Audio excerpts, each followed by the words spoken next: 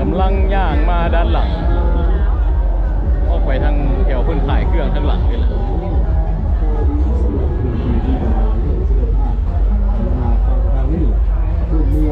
เป็นหมู่ฮานอยู่ทางภาคกลางของเรา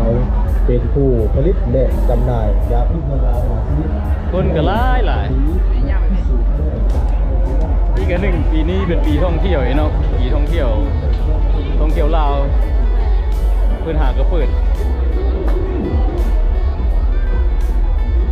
โซนนี้แม่นโซน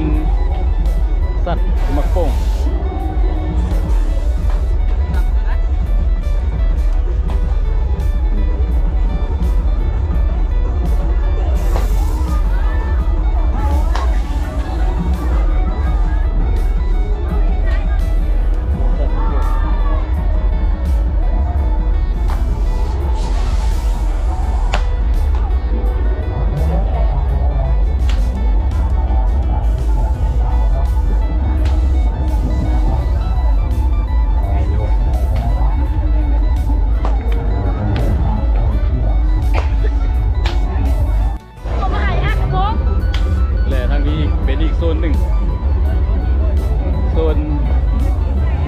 สำหรับเด็กน้อย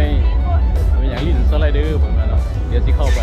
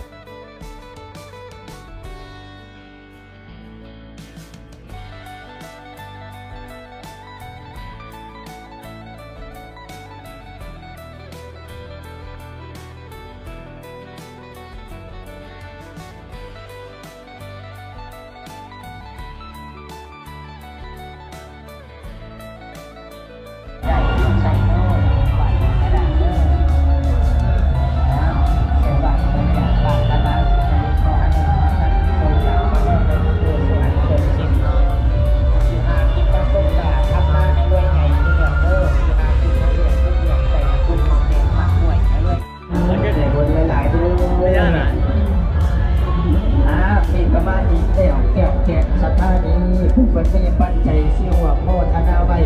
อันนี้แม่ขาวยังไงนี่อันนี้แม่ขาวน้อยอยู่วัดป่าลักสิบเก้าอยู่สวรรค์นาคีมาโมทนาต่อยอดอยู่300,000 กีบเนา